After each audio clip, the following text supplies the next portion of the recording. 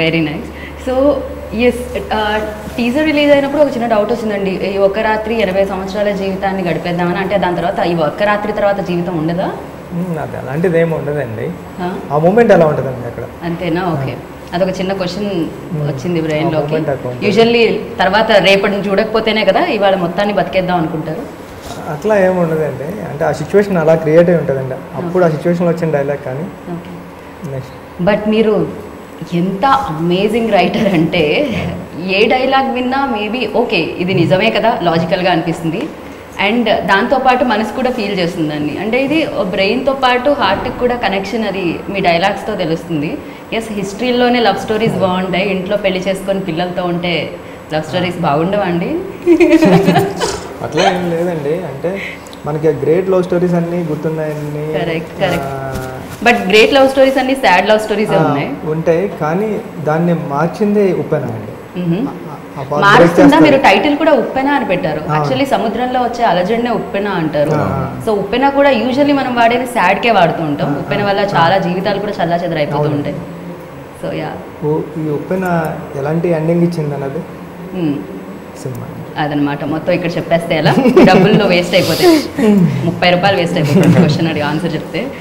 Yes, yeah, అన్నిటికంటే నాకు తెలిసి నవ్వించడం ఎంత కష్టమో చాలా వరకు మనం అనుకుంటాం. నవ్వించేటప్పుడు కూడా కష్టమే, కామెడీ సినిమాలు చేయడం కూడా కష్టమే నాకు తెలిసినంత వరకు. బికాజ్ అటు ఇటు వెళ్తే ఆడియన్స్కి నవ్వు రాదు, అండ్ ఏడిపించడం కూడా అంతే కష్టం.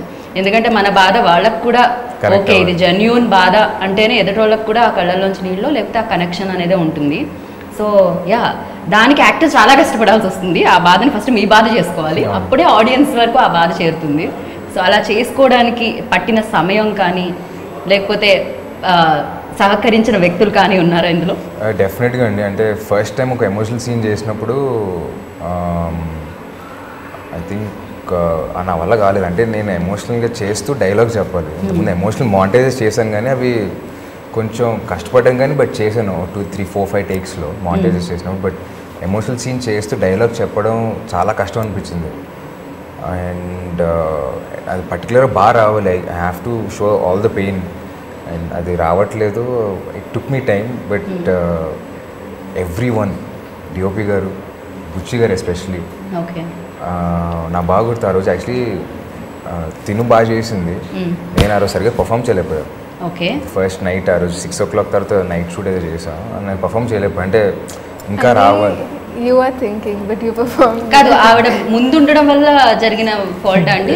అంత అందాన్ని చూసినప్పుడు సమ్ టైమ్స్ ఒక్కోసారి బ్రెయిన్ పని చేయదు. లేదండి, అంటే ఎమోషనల్ సీన్ ఫస్ట్ టైం చేస్తున్నాను, సో ఆ చేయడం కొంచెం ఛాలెంజింగ్ అనిపించింది. సో ఫస్ట్ టైం చేసినప్పుడు ఆయన ఎక్స్ప్లెయిన్ చేశారు, బట్ స్టిల్ అంత మ్యాచ్ అవ్వాలి, అది అవ్వలేకపోయాను డ్యూరింగ్ ఫస్ట్ డే. దాని తర్వాత సెకండ్ డే కూడా మనం మళ్ళీ చేద్దాం, డోంట్ వరీ, నాకైతే లోపల చేయాలని ఉంటుంది. అండ్ డైరెక్ట్గా లేదు బాగానే ఉంది. ఫస్ట్ డే పాపం ఆయన ఎక్కడ ప్రెషర్ చేయాలి, సరిగ్గా రావట్లేదు ఇప్పుడు అనలా. ఫస్ట్ 2 టేక్స్లో ఇలా చేయాలి అంటున్నారు, కానీ బట్ నాకే ఎందుకు రావట్లేదు, నేనే ఫస్ట్ టైం కాబట్టి రావట్లేదు.